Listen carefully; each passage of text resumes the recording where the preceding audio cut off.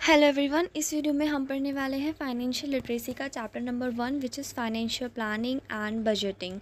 इसके meaning, importance, need, procedure सब पढ़ेंगे कि क्या होता है फाइनेंशियल लिटरेसी। शुरू करते हैं फाइनेंशियल प्लानिंग से कि फाइनेंशियल प्लानिंग होता क्या है। Financial planning is a process of taking a comprehension look at the financial situation and building a specific plan to reach financial goal। तो फाइनेंशियल प्लानिंग क्या होती है? पहले तो फाइनेंस का मतलब समझो। फाइनेंस का मतलब क्या होता है? जितनी भी मनी ट्रांजैक्शन होती है, जितना भी हमारा मनी फ्लो होता है बिजनेस में, वो चेक करना। और प्लानिंग क्या होता है? बेसिकली प्लानिंग होता है कि एक प्लान तैयार करना किसी पर्टिकुलर गोल और ऑब्जेक्टिव को पूरा करने के लिए। तो अब इन दोनों को मिला के ये एक ऐसी प्रोसेस है जिसमें हम कॉम्प्रिहेंसिव लुक लेते हैं। कॉम्प्रिहेंसिव लुक होते हैं मतलब सब कुछ देखते हैं कि हमारी क्या फाइनेंशियल सिचुएशन है, क्या नहीं है, और जो हमारा पर्टिकुलर गोल है उस तक कैसे पहुँचे। It involves financial decision in investing, taxes, saving, retirement, state insurance etcetera. जो फाइनेंशियल डिसीजंस होते हैं, फाइनेंशियल डिसीजन मतलब पैसे से रिलेटेड सारे डिसीजंस, वो हम देखते हैं कि कहाँ इन्वेस्ट करना है, कितना टैक्स लेना है, हमें कितना बचाना है। और रिटायरमेंट से मतलब है कि जब कोई पर्टिकुलर पर्सन होता है और जब उसका रिटायरमेंट हो जाता है तो रिटायरमेंट के बाद उसके पास इतनी सफिशिएंट अमाउंट होनी चाहिए जिससे कि वो अपना लाइफस्टाइल मेंटेन करके रखे। देन इंश्योरेंस तो आपको पता ही है कि एक हेल्थ इंश्योरेंस, फायर इंश्योरेंस एक बैकअप प्लान की तरह होता है। It reference current situation and clear objective. Financial planning से हम अपनी करंट सिचुएशन देख सकते हैं और अपना ऑब्जेक्टिव क्लियरली अचीव कर सकते हैं। It made budget and strategies to achieve goal. जो फाइनेंशियल प्लानिंग में हम बजट बनाते हैं और स्ट्रैटेजीज़ बनाते हैं कि गोल को कैसे अचीव करें। फाइनेंशियल प्लानिंग में एक मेन चीज़ है, वो है गोल। बस हमें गोल अचीव करना है। इस गोल को अचीव करने के लिए हम बहुत मेहनत करते हैं और वो फाइनेंशियल प्लानिंग के अंदर आती है। फिर it provide financial securities and leave decisions about investment and financial matter. जो फाइनेंशियल प्लानिंग होती है इसमें हम फाइनेंशियल सिक्योरिटीज़ का ध्यान रखते हैं और हम ऐसी जगह इन्वेस्ट करते हैं जहाँ पे हमारा अच्छा रिटर्न आए। Then features of financial planning कि how many features of financial planning. So first is document of financial goal. Financial planning documents the short term and long term financial goal and strategies to achieve them.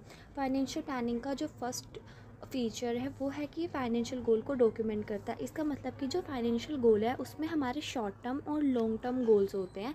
Short term and long term goals कौन से होते हैं? Short term goals हो जैसे एक महीना, ये बहुत ही शॉर्ट पीरियड है, मतलब हमें एक महीने तक अपना 5% ऑफ सेल्स को इंक्रीज़ करना है। और अगर हमें 1 ईयर में सेल्स इंक्रीज़ करना है तो हमारा लॉन्ग टर्म गोल है। उसके बाद और कुछ स्ट्रैटेजीज़ होती हैं, मतलब कुछ प्लानिंग होती हैं जिससे कि हम इन गोल को अचीव कर पाए।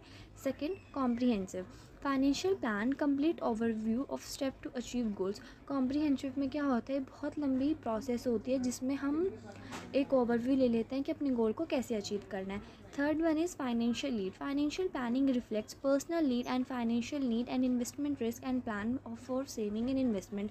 जो फाइनेंशियल प्लानिंग होती है, हम जो हमारे ऑर्गेनाइजेशन होते हैं, दो तरह की चीज़ें होती हैं। एक होता है पर्सनल गोल और एक होता है ऑर्गेनाइजेशन गोल। पर्सनल गोल कौन से होते हैं? जो हर एक एम्प्लॉय के गोल होते हैं, अपनी फैमिली को अच्छे से रखना, अपना लाइफस्टाइल मेंटेन करना, अपने बच्चों को अच्छी एजुकेशन देना। मीनवाइल जो ऑर्गेनाइजेशन होता है उसका सिर्फ एक गोल होता है, अपना प्रॉफिट मैक्सिमाइज़ करना। तो फाइनेंशियल प्लानिंग में क्या आता है कि जो हमारी फाइनेंशियल नीड है, जो पर्सनल नीड और जो फाइनेंशियल नीड होती है, इन्वेस्टमेंट, बिजनेस, सेविंग, इन सब की, जो इन सब को पूरा हो सके। फिर fourth one is net worth. Financial planning start with the calculation of current net worth and cash flow of an individual. जब हम किसी चीज़ की प्लानिंग करते हैं, अगर मान लीजिए हम कोई बजट बना रहे हैं, हम कहीं भी कोई ट्रिप प्लान कर रहे हैं, तो सबसे पहले हम ये देखेंगे ना कि हमारे पास अभी पैसे कितने, हमारी करंट सिचुएशन क्या है, हमारे बजट में सेविंग्स है कि नहीं है। तो फाइनेंशियल प्लान करने के लिए हमें अपनी करंट नेटवर्थ कैलकुलेट करनी पड़ती है और हमारे पास कितना कैश फ्लो, मतलब हमें कितना पैसा आ रहा है और कितना जा रहा है। Fifth is guidance. A solid financial plan provide guidance and track progress toward achievement of financial goals. और जो हम प्लान बनाते हैं, जो हम स्ट्रैटेजीज़ बनाते हैं, हम उन्हें बनाकर छोड़ नहीं देते। हम बीच बीच में चेक करते रहते हैं कि जो हमारी प्लानिंग है वो एज़ पर गाइडलाइंस काम कर रही है कि नहीं कर रही है। तो गाइडेंस में क्या आता है, ये हमें हम प्रोग्रेस को ट्रैक करते हैं जी कि हमें कितनी अचीवमेंट मिली है, कितनी अचीवमेंट नहीं मिली है। Sixth was insolvency and liquidity. Financial plan ensure solvency and liquidity of business and required short term long term payment on dates positively. It rise goodwill of business enterprises. So basically liquidity क्या होता है, liquidity होता है कि हमारे पास proper cash flow होना चाहिए कि हम एक कोई पेमेंट दे सके, और जो हमारी पेमेंट होती हैं वे हमें डेट से पहले देनी होती हैं। लॉन्ग टर्म शॉर्ट टर्म जैसी भी पेमेंट आपको देनी पड़ेगी। अगर आप अपनी पेमेंट टाइम पे दोगे तो इससे हमारी गुडविल बढ़ेगी। गुडविल क्या होता है, रेपुटेशन ऑफ अ बिजनेस। अगर हम अपनी सारी पेमेंट रेगुलरली बेस पे करेंगे तो हमारी गुडविल बहुत अच्छी इंक्रीज हो जाएगी। Seventh one is foresight and vision. Financial planning have power to see future and assess the needs of sales operation of business. Foresight and vision में क्या होता है कि जो फाइनेंशियल प्लान है हम फ्यूचर पर्पस के लिए करते हैं, फ्यूचर हमें सक्सेस मिले इसीलिए हम फाइनेंशियल प्लानिंग करते हैं। तो इसके पास एक असेस होता है फ्यूचर में झांकने का। Eighth one is contingency anticipated. Contingencies होती है emergencies. Planning helps to face emergencies in near future. जो प्लानिंग हम करके चलते हैं, हम फ्यूचर में कोई इमरजेंसी आए तो हम उसको अच्छे से फेस कर पाए इसीलिए करते हैं। Ninth, intensive use of capital. Financial planning is short term intensive use of capital and made proper balance between fixed and working capital. Fixed capital होते हैं जितने भी मशीन्स होते हैं जिनको हम रेगुलरली चेंज नहीं कर सकते। वर्किंग कैपिटल होते हैं जैसे रॉ मटेरियल्स एट्सेट्रा। उसके बाद इंटेंसिव यूज़ ऑफ कैपिटल में क्या होता है, हमारी जो प्लानिंग होती है हम उसको एक तरह से मैनेज करते हैं कि हमारी फिक्स्ड एंड वर्किंग कैपिटल दोनों ही सस्टेन हो सके। Tenth is profitability. Financial planning is drafted in a way that it gain profit to the business. मैंने क्या बताया था आपको, बिजनेस का मेन गोल क्या होता है, प्रॉफिट। तो फाइनेंशियल प्लानिंग से हम प्रॉफिट को अच्छे से मैक्सिमम कर सकते हैं।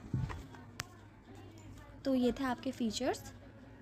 अब पढ़ते हैं टाइप्स ऑफ फाइनेंशियल प्लानिंग। अब हमने ये तो देख लिया कि जो जैसे कि आपको अगर फाइनेंशियल प्लानिंग की आपको डेफिनेशन नहीं आ रही है तो फीचर्स को जोड़ के आप डेफिनेशन बना लीजिए, या फिर फीचर्स नहीं आ रहे तो डेफिनेशन को तोड़ के उसके फीचर बना लीजिए। तो अब हमने मीनिंग पढ़ ली, फीचर्स पढ़ लिए। अब पढ़ते हैं टाइप्स ऑफ फाइनेंशियल प्लानिंग की फाइनेंशियल प्लानिंग बनानी तो है, मतलब बनानी तो पता लग गया है क्यों इंपॉर्टेंट है, कैसे कैसे होता है। अब अभी देखते हैं कौन कौन सी फाइनेंशियल प्लानिंग्स होती हैं। तो first one is strategic financial plan. Strategic financial plan outlines the long-term financial goals and strategies for an organization. First financial plan कौन सा आता है, strategic, जिसमें हम लॉन्ग टर्म देखते हैं, जितने भी लंबे टाइम के लिए चल रहे हो, जैसे 1 साल 2 साल। जैसे कि मान लीजिए हमें एक न्यू ब्रांच ओपन करनी है तो उसके लिए हमें बहुत बड़ा सेटअप करना होता है, तो वो हमारा लॉन्ग टर्म में आएगा। Next is operating financial plan. Operating short term financial goals objective detailing revenues and expenses projection for a particular period, typically years. Short period में क्या होता है कि जो हमारे जो छोटे छोटे गोल्स होते हैं इन सबको पूरा करना, हमारे कितने खर्चे हैं कैसे खर्चे नहीं है, वैसे ही पर्टिकुलर पीरियड के लिए होता है। Third one is cash flow management plan. Its state aim to ensure sufficient liquidity by monitoring cash flow outflow और managing working capital. Working capital होते हैं जो हमें डेली टू डेली यूज़ आते हैं, जैसे कि अगर हम डे बाय वेजेस दे रहे हैं अपनी लेबर्स को तो हम वो वर्किंग कैपिटल में आएगा। रॉ मटेरियल सारा वर्किंग कैपिटल में आएगा, क्योंकि हमें वर्किंग कैपिटल में जो हमें जितनी भी ट्रांजेक्शन करनी होती है हमें बाय कैश करनी होती है। तो इसमें हमें कैश फ्लो बहुत अच्छे से होना चाहिए। हमारे पास एक इतनी अमाउंट ऑफ कैश होनी चाहिए कि अगर कोई इमरजेंसी में कोई पेमेंट करनी पड़ जाए तो हम कर पाएँ उसको बिना किसी डेप्ट पे लेकर। Fourth is investment plan. It explain the investment goals strategies of an individual including asset allocation and risk management. Investment plan में क्या होता है कि हम अपनी इन्वेस्टमेंट जो है बहुत अच्छे से करें, एक स्ट्रैटेजी के साथ बना के करें जिससे कि हमारा रिस्क थोड़ा कम हो। Fifth, dept management plan. It offers possible framework of managing reducing dept including payment schedule interest rate. Dept management plan में क्या होता है कि अगर हम किसी से लोन ले रहे होते हैं तो हम उसको बहुत अच्छे तरीके से लें जिसमें हमें उसे रीपेमेंट कैसे करें ये पता हो, इंटरेस्ट रेट कितना है, इस तरह से मतलब सब कुछ। अगर हम लोन भी ले रहे हैं तो हम इस तरीके से लोन लेना चाहिए कि आगे जाके हमें कोई उसका नुकसान ना हो। Sixth, risk management plan. Risk plan identifies and address financial with such a market volatility fluctuations or regulatory changes through strategic like insurance hedging and contingencies planning। Risk management plan में क्या होता है, हमें अपने जो इन्वायरमेंट होता है बहुत ज़्यादा डायनामिक होता है, उसमें कभी भी कुछ भी हो सकता है। तो हमें अपने प्लान इस तरह से बनाने चाहिए कि जो हमारे जो एमरजेंसीज़ है हम उनमें ईजिली उनको फेस कर पाए, कि जो मार्केट में जो फ्लक्चुएशंस है वो किस तरह से होने वाली है, कि हेजिंग का क्या मतलब। अभी मान लीजिए हम एक्सचेंज रेट पे हम एक्सपोर्ट इंपोर्ट करा रहे हैं तो एक्सचेंज रेट कि नियर बाय हमारे पास कैश इन होना ही चाहिए। सेवेंथ है succession planning. It focus on smooth transition of ownership leadership with organisation. अगर मान लीजिए हमारे शेयर्स में डीलिंग होती है तो हमारे पास इतनी ऑनरशिप होनी चाहिए कि हम कोई अच्छे से डिसीजन ले पाए। यह सक्सेशन प्लानिंग में क्या होता है, हमारी जितनी भी ऑनरशिप होती है, कंपनी की ऑनरशिप, अगर आप पार्टनरशिप में हो तो पार्टनरशिप में कोऑर्डिनेशन अच्छी होनी चाहिए।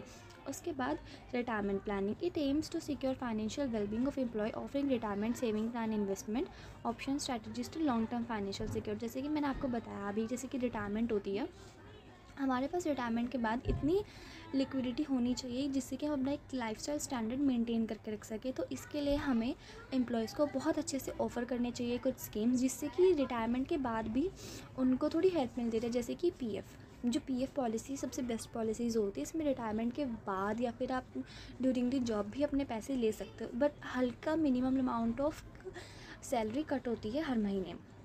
Ninth, contingency plan. कॉन्टीजेंसीज होती है emergencies. This plan address potential unexpected event by developing strategies.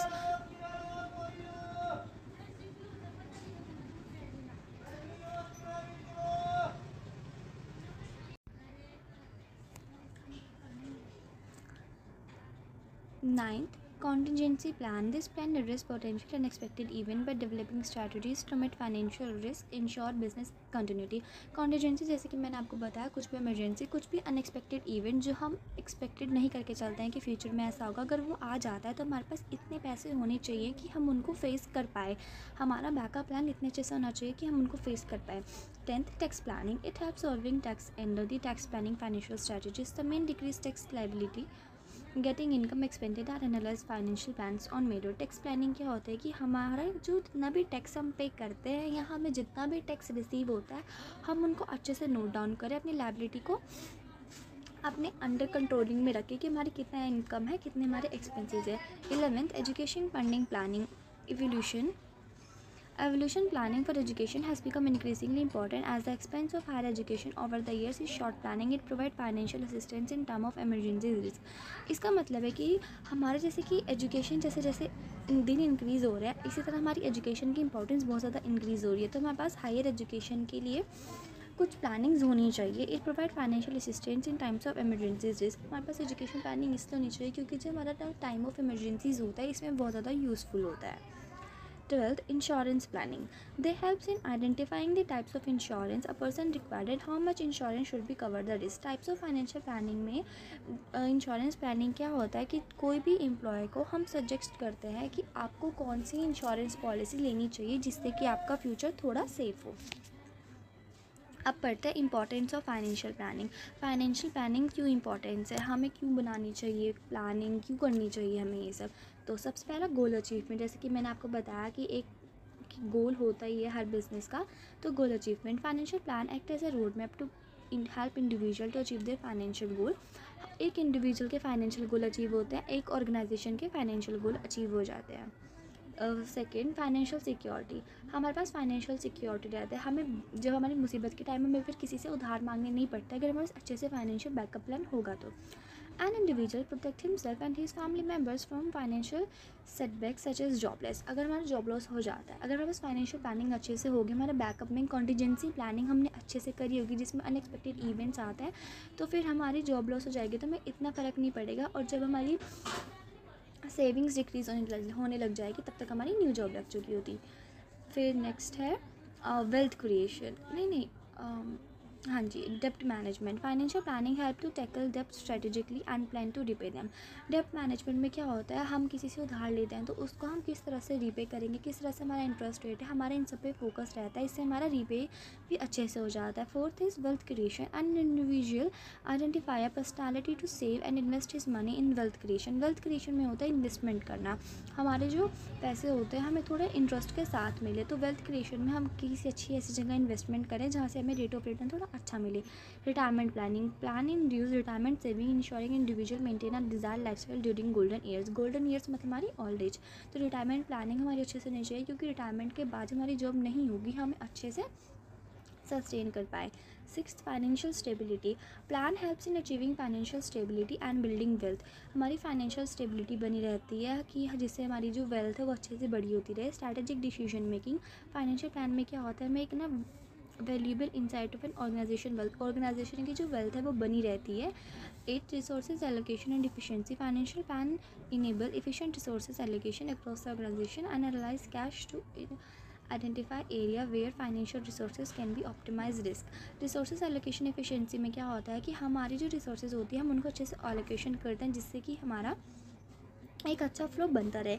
Risk management and mitigation में क्या आता है, ये कॉम्प्रिहेंसिव प्लान होता है जिससे हम फाइनेंशियल रिस्क को अच्छे से फेस कर सकते हैं। बैलेंसिंग फ्लो फंड्स में आता है, ये बैलेंस बनाकर रखता है हमारे इनफ्लो एंड आउटफ्लो फंड्स का। Next, peace of mind, financial plan is a short peace. Financial of plan मतलब कि जब भी हम किसी ट्रबल में आते हैं या फिर हमारी मेंटल स्ट्रेस और वरी की हमें ज़रूरत नहीं होती है अगर हमारी फाइनेंशियल प्लानिंग अच्छे से होगी तो। Next is need for financial planning, कि हमें नीड क्यों है फाइनेंशियल प्लानिंग की। First, preparing budget. Financial plan helps in, अगर हम बजट बना रहे हैं तो फाइनेंशियल प्लान हमारी हेल्प करता है बजट बनाने में। जैसे पर्सनल बजट भी बना सकते हैं हम। इट इनेबल टू ट्रैक, हम उसमें अपनी इनकम और एक्सपेंडिचर ट्रैक कर सकते हैं कि कितना है। अगर हमारी इनकम कम है, हमारे एक्सपेंसेस ज़्यादा है तो इससे हम अपने एक्सपेंसेस पे कंट्रोल कर सकते हैं। Second, determine current financial position. Financial planning से हम अपनी करंट फाइनेंशियल पोजीशन को पता लगा सकते हैं कि हमारे करंट इनकम, एक्सपेंसेस, लायबिलिटीज़ हैं क्या। इससे हमारी फ्यूचर गोल्स को अच्छे से हेल्प मिल जाती है। Setting a financial goals, financial goals को हम अच्छे से सेट कर सकते हैं। हम जैसे कि अपनी रिटायरमेंट प्लानिंग कर सकते हैं, बाइंग, अगर हम घर खरीद रहे हैं तो अच्छे से खरीद सकते हैं, चिल्ड्रंस की एजुकेशन हमारी, जिन सब पर अच्छे से फोकस कर सकते हैं।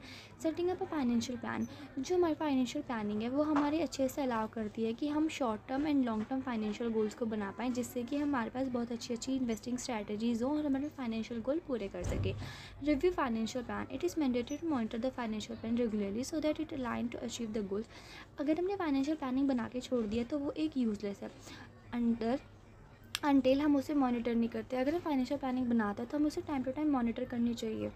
Next, smoother transition into different life stages. Financial planning have to figure out how we can manage our finances at different stages. Like okay, जो फाइनेंशियल प्लानिंग होते हैं वो हमें हेल्प करती है कि हम अपने डिफरेंट लाइफ ऑफ स्टेजेस में उसे कैसे बनाएं। जैसे कि आप अपने बैचलर स्टेज में कैसे कर रहे हैं, मैरिड लाइफ में कैसे कर रहे हैं और अपनी पोस्ट रिटायरमेंट में कैसे कर रहे हैं। क्रिएटिंग इमरजेंसीज फंड, जो फाइनेंशियल प्लानिंग होती है हम इसमें अपनी मुसीबतों के टाइम पे हम अपना अच्छा पैसा मंगा सकते हैं। जैसे कि अगर आपको कभी सर्वाइव करना पड़ गया तो आपके पास इतना कैश होना चाहिए, इतना कैश फ्लो होना चाहिए कि आप एटलीस्ट 1 मंथ या फिर एक्सपेंसेस मंथली सर्वाइव कर पाए। Right insurance cover, term insurance and health insurance are extremely useful in case of unfortunate demises and health emergencies. A financial plan will take consideration in multiple factors like income, expenses, zero responsibility and have to decide to write insurance cover. Write insurance covers में ऐसा होना चाहिए कि जो financial plan होती है हमें guide करती है कि हमें कैसे इंश्योरेंस लेना चाहिए। तो इससे हमें पता लगता है कि हम अपना इनकम, लोन्स, इन सबको अच्छे से हेल्प कर पाए, हमें गाइडेंस मिल जाती है। Better tax planning, Indian income tax provide various investment options to build wealth and save tax.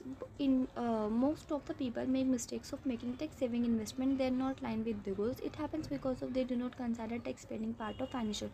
हमारी फाइनेंशियल प्लानिंग में टैक्स प्लानिंग बहुत अच्छे से होनी चाहिए। ये हमारी सूटेबिलिटी बताता है कि हम कितना सेव कर रहे हैं और हम कितना बचा सकते हैं इनकम पे, या फिर हमें ज़्यादा भी टैक्स ना देना पड़े, हम एकदम टैक्स एकदम मिनिमम अमाउंट में देना पड़े।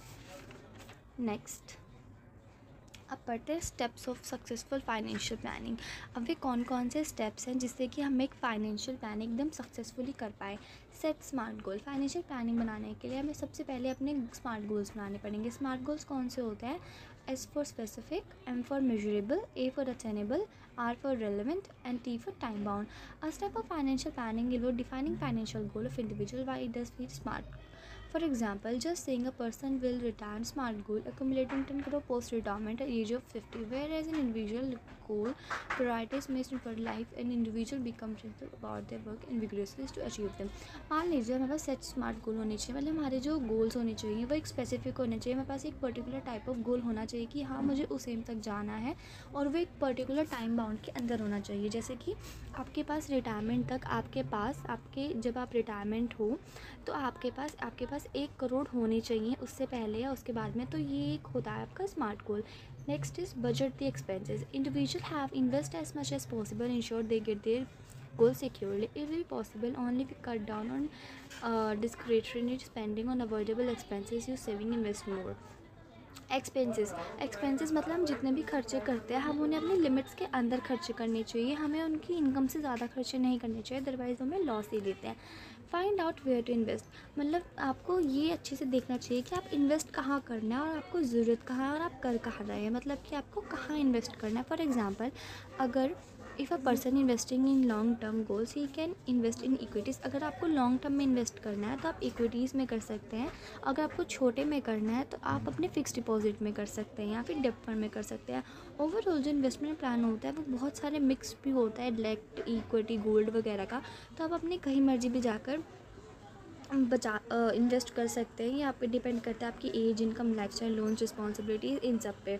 मॉनिटरिंग एंड रिबैलेंस, अगर आप प्लानिंग कर दिए, ये नहीं है कि करके छोड़ दिए, आपको मॉनिटर उसको करना पड़ेगा, आपको चेक उसको करना पड़ेगा। So an investment plan is not one time, ये वन टाइम नहीं होता है, आपको इसको मैनेज करना पड़ेगा बार बार। प्रोग्रेस डिफरेंट मोड गोल्स, आपको प्रोग्रेस करना पड़ेगा। और अगर आपको कहीं इसमें अगर आपको लगे कि आपको कुछ ऐड करना है, कि आप कुछ गलत कर रहे हो, आपको कुछ सही करना है, आपकी प्लानिंग, मतलब आपने प्लान करा था कि आप इतने दिन में ये चीज़, आपने प्लान करा था कि आप 10 दिन में अचीव करेंगे, बट आप उसको अचीव 15 दिन में कर रहे हैं, तो आपको एक चेंजेस लेने पड़ेंगे जिससे कि आप अपना जो क्राइटेरिया है वो अच्छे से फॉलो कर पाएँ। Next is factor affecting financial plans. वे कौन कौन से फैक्टर है जिससे हमारी फाइनेंशियल प्लानिंग थोड़ी इफेक्ट हो सकती है। सबसे पहले इकोनॉमिक कंडीशन। इकोनॉमिक कंडीशन होता है पैसों से related. A financial plan can be significantly influenced by interest rate, inflation, market condition prevailing in the economy. Economic conditions में होता है जिसमें कि interest rate, inflation rate, market conditions क्या है इकोनॉमी की, ये सब आपकी फाइनेंशियल प्लानिंग को इफेक्ट कर सकते हैं। मान लीजिए आपने प्लान बनाया था कि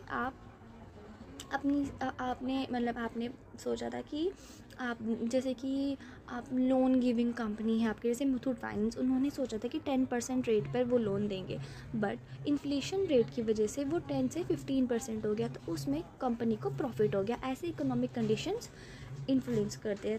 second is regulatory complaints with low regulations related the accounting is a crucial in shaping plans strategies. Regulatory environment में होता है कि लॉज, रेगुलेशंस, ये सब फाइनेंशियल से related.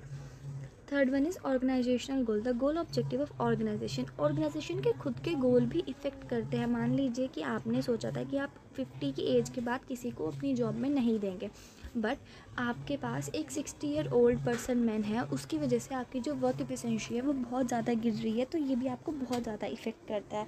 Fourth is risk tolerance.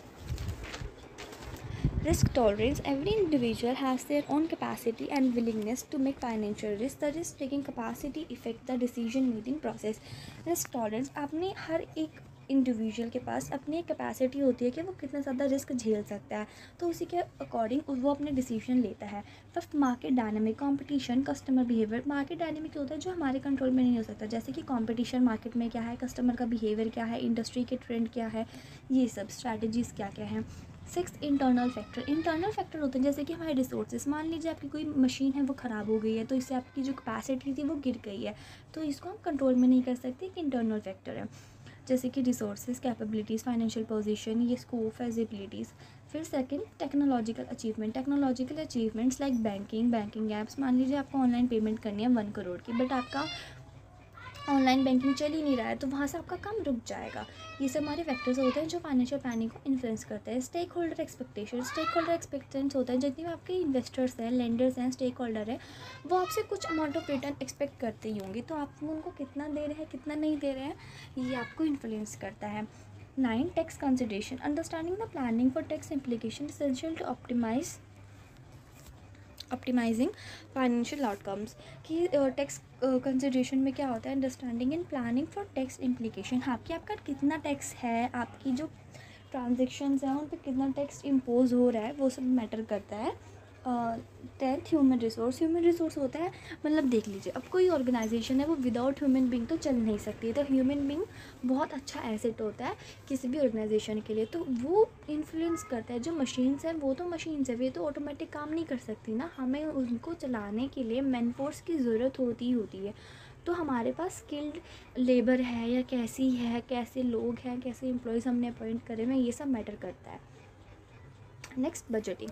तो ये सब तो आपका फाइनेंशियल प्लान था। फाइनेंशियल प्लान में क्या होता है, बस हम एक गोल बनाते हैं और कुछ स्ट्रैटेजीज़ बनाते हैं कि उन गोल को कैसे अचीव करें। अब हो जाता है बजटिंग, कि बजट क्या होता है। Budgeting involves creating a financial plan for a company. इसमें हम बजटिंग में भी हम एक फाइनेंशियल प्लान ही बना रहे होते हैं किसी कंपनी का, बट इसमें एक अलग चीज़ें होती हैं। It includes financial goals, liability estimation, revenue, expenses, forecast, resources allocation to achieve short term and long term goal in a year। तो एक इंडस्ट्री में दो चीज़ें होती हैं, एक्सपेंसेस एंड इनकम। तो बजटिंग क्या होता है, हम इसमें सिर्फ एस्टिमेट करते हैं, सिर्फ एक एज्यूम लेते हैं, सिर्फ मान के चलते हैं कि हमारे इतने एक्सपेंसेस होंगे, इतना इनकम होगा, और उसके लिए हम पहले से ही पैसे तैयार करके रखते हैं।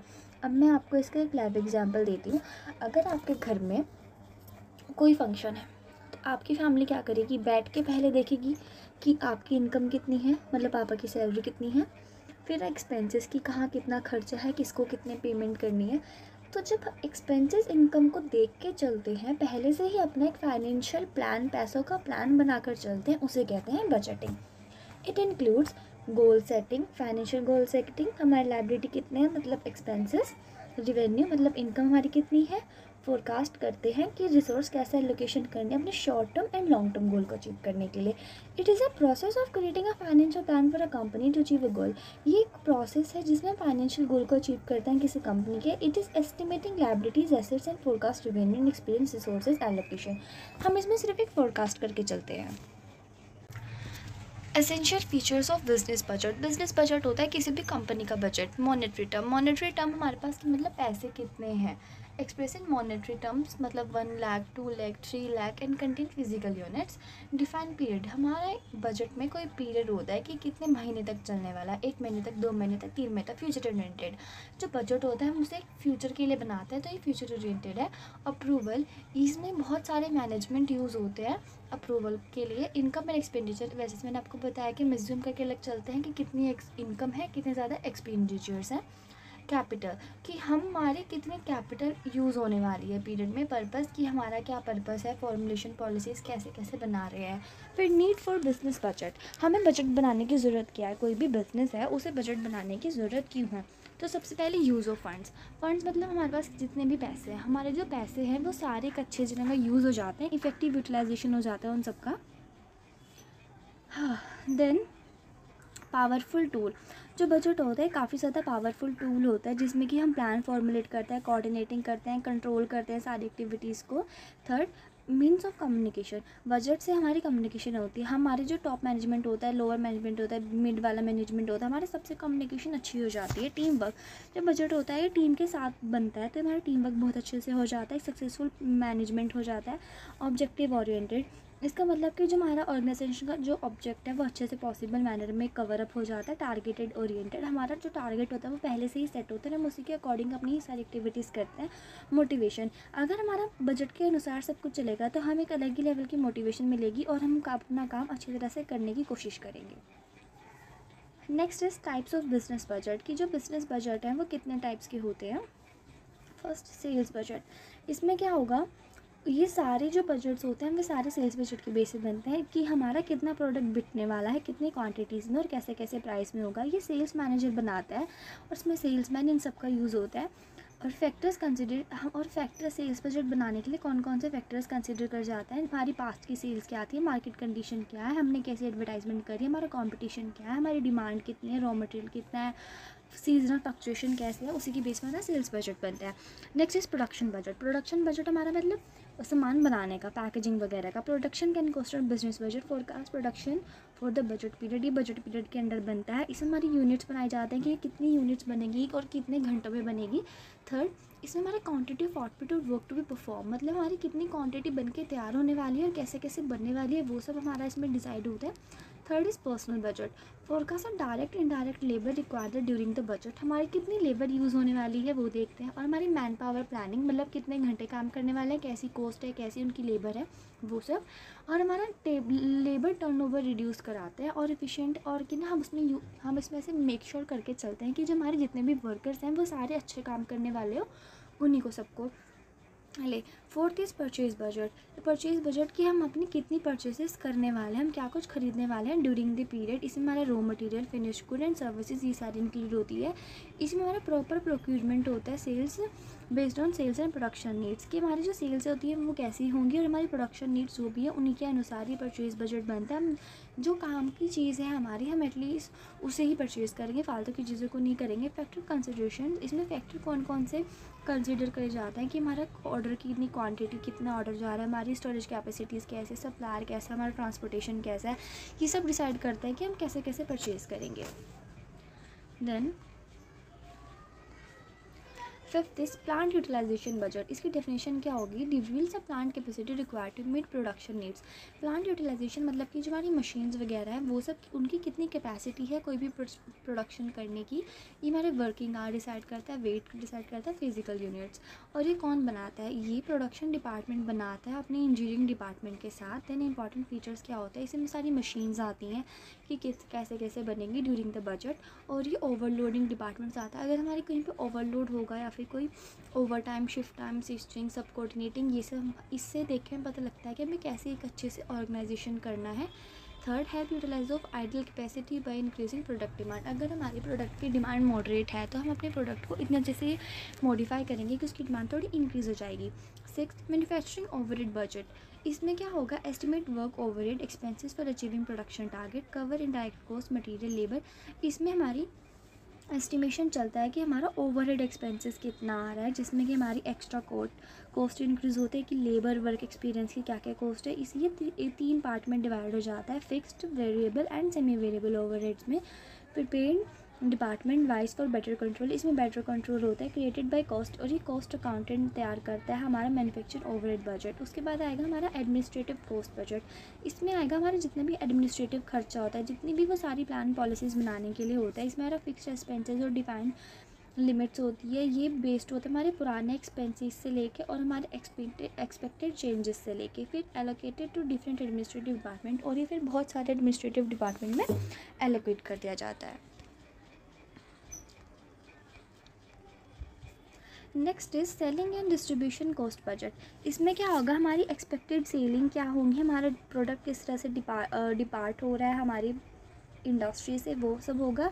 और हमारा सेल्स बजट से थोड़ा मिलता जुलता होता है। इसमें जो कॉस्ट होती है वो फिक्स्ड और वेरिएबल्स में डिवाइड होती है, जो उनकी सेल्स वॉल्यूम पर डिपेंड होता है, और ये सेल्स मैनेजर बनाता है। उसके बाद इट्स ऑल्सो कोड, और ये मार्केट कॉस्ट बजट भी कहलाता है। फिर आएगा हमारा next is capital expenditure budget. इसमें हमारे फिक्स्ड एसेट्स पता लगते हैं कि कंपनी में कितने हैं, कैसे कैसे उनका यूज़ होता है। इसमें हमारे न्यू एसेट्स, एसेट प्लेसमेंट, अगर हमें कोई डिप्रिसिएशन लग रही है या फिर हमें कोई न्यू मशीन खरीदनी है, वो सब इसके अंदर आ जाएगा। टेक्नोलॉजी अपग्रेड हमारे क्या है, कवर स्पेसिफिक एसेट्स लाइक, इसमें हमारी प्लांट, बिल्डिंग, मशीनरी, ये जो हमारे जो हमारे सीधे सीधे स्टैटिक फिक्स्ड कैपिटल गुड्स होते हैं, जैसे कि प्लांट, मशीनरी, बिल्डिंग, इन सबको हम जल्दी से जल्दी रिप्लेस नहीं कर सकते। फिर आएगा typically prepared for long term, ये लॉन्ग टर्म के लिए बनाया जाता है क्योंकि जो plant, building, machinery of course ये लॉन्ग टर्म के लिए यूज़ होगा। 10th is research and development budget. ये जो includes spending on basis research की, जो हमारी बेसिस रिसर्च, मार्केट में हम कोई न्यू प्रोडक्ट लॉन्च कर रहे हैं तो मार्केट क्या कंडीशन है वो सब आएगा, प्रोसेस क्या है, इंप्रूवमेंट क्या है। और covers department cost for organisation improvement, better layouts के हमारे लेआउट्स कैसे हैं, प्रोडक्ट मेथड क्या है, डिज़ाइन एक्सपीरियंस, इसमें ये सब आएगा। The research department prepare this budget, और ये बजट हमारा research and development department prepare करता है, और इसमें अप्रूवल लगती है हमारी बजट कमेटी की।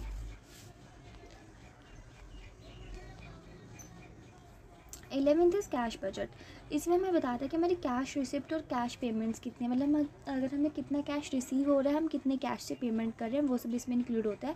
और ये 2 पार्ट्स में डिवाइड है। Estimated cash receipt, cash receipts हमें वहाँ कहाँ से आते हैं, कैश सेल्स, हमने पैसे में कुछ बेचा, मिसलेनियस इनकम्स हैं, क्या क्रेडिट कलेक्शंस है, ये सब। और हमारे पेमेंट्स कौन कौन से आते हैं, जिसमें कैश परचेज़ करा, वेजेस, एक्सपेंसेस, टैक्स, डिविडेंड, इन सबको। और ये चीफ अकाउंटेंट तैयार करता है हमें इस बजट को। 12th is repair and maintenance cost budget. इसमें अगर कितनी भी रिपेयर वगैरह के लिए होती है, अगर मान लीजिए 4 तरह का होता है, जिसमें क्या आएगा, पहले प्रिवेंटिव मेंटेनेंस, मतलब कि चीज़ों को रोकने के लिए, जिसमें प्लांट रिपेयर, मटेरियल, लेबर, इन सबको इंक्लूड करते हैं। इमरजेंसीज़ में जैसे कि जो अनप्लान्ड आ जाता है, जैसे कि कुछ भी अनप्लान्ड आ गया। मेजर मेंटेनेंस, जो कि सबको एक होना ही चाहिए, जितने भी हमारे कैपिटल गुड्स है उन सब की मेंटेनेंस के लिए। जनरल मेंटेनेंस मतलब डिप्रिसिएशन, रेंट, लाइटिंग, यूटिलिटीज़, इन सबको। लास्ट है हमारा मास्टर बजट। मास्टर बजट में क्या होता है, ये सारे बजट्स की एक सिंगल रिपोर्ट करके तैयार देता है और ये हमारा chartered institution of management accounts यहाँ से बनता है। इन्होंने एक डेफिनेशन दी है कि the summary budget incorporating it's component function budgets and which is finally approved, updated and employed. और ये हमारे बजट कमेटी तैयार करती है और इसमें budget profit and loss account होता है, बैलेंस शीट होती है, हमारा टॉप मैनेजमेंट इसको डिसाइड करता है कि कैसे कैसे बनाना है। और इसमें बेसिकली सारे बजट्स इंक्लूड होता है, जितनी भी हमारी चीज़ें मिस हो जाती है सारे बजट्स में से, वो सारी चीज़ें इस बजट में इंक्लूड हो जाती है। अब पढ़ते हैं पर्सनल बजट। अब पढ़ते हैं पर्सनल बजट क्या होता है। जैसे कि अगर कोई पर्टिकुलर पर्सन है तो वो अपना पर्सनल बजट रखेगा, तो उसकी डेफिनेशन देख लेते हैं। Personal budget is also known as household budget. इसे हाउस होल्ड बजट भी कहते हैं। ये हमारी प्लान होता है अपने इनकम और एक्सपेंडिचर को मेंटेन करने के लिए, कि हमारी इनकम कितनी, एक्सपेंडिचर कितना, हमारा एक पर्टिकुलर पीरियड के लिए, या तो हफ्ते भी हो सकते हैं या मंथ भी हो सकता है। इसमें हम डिसाइड करते हैं कि हमें कितना पोर्शन बचाना है, कितना हमें इन्वेस्ट करना है और कितना हमें अपने बचपन के वो बुढ़ापे के लिए बचा कर रखना है और कितना एजुकेशन के लिए बचा के रखना है, कितना रिटायरमेंट के लिए बचा के रखना है। बेसिकली एक सिंगल पर्सन के लिए बजट होता है। जैसे कि मैं हूँ, मुझे अपने लिए कोई बजट बनाना है, मैं अपनी इनकम देखूँगी, अपने एक्सपेंसेस देखूँगी, मुझे अपनी एजुकेशन के लिए, इमरजेंसीज़ के टाइम के लिए, सिकनेस के लिए, इन सब के लिए कितना बजट बना कर रखना पड़ेगा, कितनी सेविंग्स करके रखनी पड़ेगी, जितनी भी चीज़ें हैं सारी वो मुझे पर्सनल बजट में इंक्लूड करनी पड़ेंगी। Next is features of personal budget की कौन कौन से फीचर्स होते हैं पर्सनल बजट के। सबसे पहले इनकम की, मेरी इनकम कितनी है, मैं कितनी इनकम कर रही हूँ, सैलरी, बिजनेस जो भी है मेरा, मैं कितना इनकम कर रही हूँ। एक्सपेंसेस के, हमारे एक्सपेंसेस क्या, लाइक रेंट, फूड, बिल्स, ये सब कैसा है। फिर सेविंग की, मैं कितना उनको सेव कर रही हूँ, फ्यूचर के लिए कितना बचा के रख रही हूँ। फाइनेंशियल गोल की, मेरा गोल क्या है और रिटायरमेंट के बाद मुझे कैसे कैसे करना है, वो सब आएगा। इसकी इंपॉर्टेंस क्या है, इससे हमारा फाइनेंशियल कंट्रोल हो जाता है, मैं ज़्यादा खर्चा नहीं कर पाऊँगी, मैं अपने कंट्रोल कर पाऊँगी एक्सेस सारे। फिर गोल अचीवमेंट, जो भी मेरा गोल है मेरी लाइफ का जो भी है मैं वो कंप्लीट कर पाऊँगी। इमरजेंसीज प्रिपेयर्ड, अगर मेरी अनएक्सपेक्टेड इवेंट्स आ जाते हैं मेरी लाइफ में तो मैं उनको अच्छे से टैकल कर पाऊँ। फिर नेक्स्ट है फैमिली बजट कि फैमिली बजट क्या होता है। The family budget is a plan for household incoming outgoing funds over a specific period such as month और ईयर। जो फैमिली बजट होता है पूरी फैमिली का बजट होता है। आपकी फैमिली में जितने भी मेंबर हैं वो सब मिलकर एक बजट प्रिपेयर करेंगे, उसे कहेंगे फैमिली बजट। इसमें ये मंथ और ईयर के लिए होता है। इसमें हमारी सारी इनकमिंग और सारी आउटगोइंग लिखते हैं फंड्स की, कितना पैसा आ रहा है, कितना पैसा जा रहा है। फैमिली मेम्बर, जो सारे फैमिली मेम्बर होते हैं वो सारे एक साथ बैठते हैं और अपनी मंथली इनकम और एक्सपेंसेस को लिखते हैं कि कितना खाने पे खर्च कर रहे हैं, कितना सेविंग पे, कितना इन्वेस्टमेंट पे। फिर वो उसके अकॉर्डिंग अपना बजट प्रिपेयर करते हैं। इसके क्या क्या फीचर्स होते हैं। सबसे पहले तो स्पेंड वाइजली, अगर फैमिली ज़्यादा खर्चा कर रही है अपने किसी ट्रांसपोर्टेशन पे, फूड वगैरह पे, तो वो अगर साथ में बैठ के करेंगे, सब अपने अपने खर्चे लिखेंगे, तो एक आधे को दूसरा पॉइंट आउट कर सकता है कि आप यहाँ पर ज़्यादा खर्च कर रहे हो, तो वो अच्छे से मेंटेन हो जाएगा। इससे हम स्पेंड वाइजली हम अच्छे से एलोकेट कर सकते हैं। हमारी जितनी भी नेसेसिटीज़ हैं हम सिर्फ उन्हीं पर खर्चा करेंगे, हम ज़्यादा फालतू के खर्चे नहीं करेंगे। सेव मनी, हमारी मनी जो है वो अच्छे से सेव होगी। हम सिर्फ उन चीज़ों पे खर्चा करेंगे जो हमारी प्रायोरिटी है, जो हमारी ज़रूरत है। Third one is money for emergencies की जो मनी है वो हमारी इमरजेंसीज़ और अनफॉर्सिन एक्सपेंसेस के लिए यूज़ होगी। Money for measurements helps in calculating amount of needed, जितनी हमारी डेली नेसेसिटीज़ हैं उनके लिए यूज़ होगा और मतलब फ्यूचर के लिए यूज़ होगा। Next is importance and benefits of family budget की। फैमिली बजट की क्या क्या इंपॉर्टेंस है। सिक्योरिंग फाइनेंशियल स्टेबिलिटी, जितनी भी फाइनेंशियल स्टेबिलिटी हमें वो मिल जाएगी। जो फैमिली है वो अच्छे से अपनी स्टेबिलिटी अचीव कर पाएगी अपने एक्सपेंसेस और इनकम्स को देख के। Deciding long term and short term goal, जो हमारी फैमिली के long term and short term goal होते हैं वो अच्छे से डिफाइन हो जाएंगे। सेंस ऑफ मोटिवेशन, एक पूरी फैमिली को मोटिवेशन आएगी, एकदम टीम वर्क वाली फीलिंग आएगी। टीचिंग फाइनेंशियल रिस्पॉन्सिबिलिटी, जो छोटे से छोटा बच्चा और बड़े से बड़ा बूढ़ा उन सबके पास एक अपनी रिस्पॉन्सिबिलिटी होगी कि हाँ हमें अच्छे से स्पेंड करना है, कितना खर्च स्पेंड नहीं करना है। इससे चिल्ड्रन को मनी मैनेजमेंट अच्छे से आ जाता है। ट्रांसपेरेंसी, अपनी फैमिली के बीच में कोई भी ऐसे पर्दा नहीं होता है, सब कुछ एकदम ट्रांसपेरेंट होता है कि किसकी कितनी इनकम है, कौन कितना कैसे खर्च कर रहा है, जिससे कि सब अपनी एक्सपेंसेस पे लिमिट्स लगा सके। Six is cultivating financial discipline, इसमें फाइनेंशियल डिसिप्लिन आ जाता है, सबके पास पेशेंस होगा, रिस्पॉन्सिबल होगा डिसीजन मेकिंग के। एंड देन रिड्यूस स्ट्रेस, इससे जो फैमिली की जो मेन होता है, जो हेड होता है, उसके पास ज़्यादा बर्डन नहीं रहता और वो थोड़ा स्ट्रेस फ्री रह सकता है। Next is procedure for financial planning and budgeting. अभी तक हमने सिर्फ क्या पढ़ा, फाइनेंशियल प्लान क्या था एंड फाइनेंशियल बजटिंग क्या थी। अब हम पढ़ेंगे पूरा प्रोसीजर दोनों को मिला के। फाइनेंशियल प्लानिंग क्या थी कि आपको एक गोल है और आपको उसको अचीव करने के लिए कुछ स्ट्रैटेजीज़ बनानी पड़ेंगी, और बजट क्या था कि आपकी कितनी इनकम है, कितनी एक्सपेंसेस है, उन सबको मद्देनज़र रख के आपको एक बजट तैयार करना था कि आप कहाँ कैसे खर्च करेंगे। अब इनको मिला के एक जगह पर एक साथ लेके चलते हैं। तो इसका प्रोसीजर है, 7 स्टेप है। सबसे पहले पढ़ेंगे define financial goals and objective. सबसे पहले आपका जो टारगेट है आप उसको डिफाइन कर लो कि आपको अचीव क्या करना है। जो आपका टारगेट है उसको कर लो कि आपके मार्केट में ग्रोथ चाहिए, रिवेन्यू ग्रोथ चाहिए, इनको ऑब्जेक्ट कर लो और सारी प्लान्स और प्रोसीजर उसी के अकॉर्डिंग लेके चलो। Second, collection of financial information. आप अपनी फाइनेंशियल स्टेटमेंट्स को गैदर कर लो कि आपके पास कितना कैश फ्लो है, कितना कैश फ्लो नहीं है। Third one is analysing and forecast. आप एनालाइज कर लीजिए कि मार्केट में क्या रेट चल रहा है, मार्केट ट्रेंड्स क्या है, फ्यूचर फाइनेंशियल कंडीशंस क्या क्या रहने वाली है। Fourth is developing a financial plan. जब आपने ये सब सारी इन्फॉर्मेशन ले ली है तो अब आप बैठ के अपना प्लान बनाओ कि आपको ये सब कुछ स्ट्रैटेजीज़ बनाओ, बजट बनाओ, इन्वेस्टमेंट कैपिटल एलोकेशन ये सब बनाओ जिससे कि आप अचीव कर पाओ। Fifth one is implementing the financial plan. अब आप एक फाइनेंशियल प्लान बनाओ, रिसोर्सेज एलोकेशन, मॉनिटरिंग, इन सबको। Then six is monitoring and reviewing. अब आप इनको मॉनिटरी करो, मतलब आप अपनी प्रोग्रेस को चेक करो, अपनी परफॉर्मेंस को चेक करो और जितनी भी एडजस्टमेंट अगर आपको करनी है तो वो करो। से लास्ट रिव्यूइंग एंड अपडेटिंग। अगर आपको लगता है कि कुछ मिस आउट है तो आप उसको ऐड कर लीजिए। Continuously reviewing the plan based on market conditions. और आपको कैसे चेक करना है, मार्केट कंडीशंस के बेस पर चेक करना है, इंडस्ट्री के ट्रेंड पर करना है, internal factors keeping it's relevant. सबको अच्छे से फोकस रखकर तभी चेक करना है। देन अब पढ़ते हैं एडवांटेजेस क्या होते हैं फाइनेंशियल प्लानिंग के एंड बजटिंग के। तो पहला आएगा रिसोर्स एलोकेशन। इसके हमारे रिसोर्सेज जो है वो अच्छे से एलोकेट हो जाएंगे, मतलब जो रिसोर्सेज है हम उनको विदाउट वेस्टेज के यूज़ कर पाएंगे। Second, inform decision making. अगर हमारा फाइनेंशियल प्लानिंग और बजटिंग अच्छे से करके चलेंगे तो हम एक अच्छा डिसीजन लेकर चलेंगे जिससे कि हमारा प्रॉफिट है वो मैक्सिमाइज हो जाए। Third is one is cash flow management. इससे हमारी लिक्विडिटी बनी रहेगी, हमारा कैश फ्लो हमारे पास अच्छा रहेगा जिससे कि हम अपने डिसीजन सारे ले पाएँ। Fourth is goal alignment. Aligns financial plan with organisation objective. हमारे जो गोल्स होते हैं वे अच्छे से सूटेबल होंगे जिससे हमारी अच्छी सक्सेस मिल जाएगी। Profitable investment. हमारा जो रिवेन्यू होगा वो अच्छा हो जाएगा, हमारी जो कॉस्ट है वो अच्छे से कम हो जाएगी। Risk mitigation. हमारे जो रिस्क है, जो डायनेमिक कंडीशन होता है एनवायरनमेंट का, वो अच्छे से मैनेज हो जाएगा। Adaptability of change. हमारी जो मार्केट शिफ्ट्स है, अगर हमारी कोई मान लीजिए हमारे पास कोई मशीन है वो आउटडेटेड हो गई पर हमारे पास इतना सफिशिएंट अमाउंट ऑफ मनी है कि हम न्यू परचेज़ कर सकते हैं या फिर अपनी ओल्ड मशीन ही अपग्रेड करा सकते हैं तो वो करा लेंगे और मार्केट ट्रेंड्स के एकदम इक्वलिटी पे आ जाएंगे। Stakeholder confidence. हमारा जो ट्रस्ट होगा इन्वेस्टर्स का, क्रेडिटर का, एम्प्लॉयज़ का, कस्टमर का, ये हमारे पे अच्छा बना रहेगा और हमारे पास ज़्यादा इन्वेस्टर्स मिलेंगे, हमारी ऑनरशिप, हमारे शेयर ज़्यादा बिकेंगे। उसके बाद compliments and governance. Promote financial transparent accountability.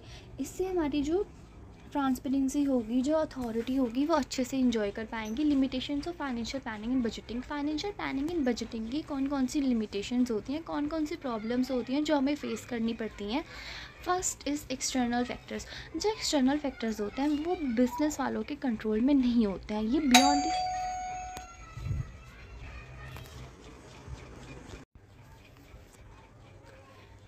अब पढ़ते हैं limitations of financial planning and budgeting. So first is external factors. मैं आपको बताती हूँ एक्सटर्नल फैक्टर्स कौन से होते हैं। एक्सटर्नल फैक्टर्स वो होते हैं जो beyond the control of business होते हैं, ये बिजनेस के कंट्रोल में बिल्कुल नहीं होते, कोई हाथ नहीं होता, ये जितने मर्जी चेंज हो जाए हम सिर्फ अपने बिजनेस में चेंज कर सकते हैं उनके साथ कंपेरेबिलिटी आने के लिए, बट हम एक्सटर्नल चेंजेस को नहीं कंट्रोल में कर सकते हैं।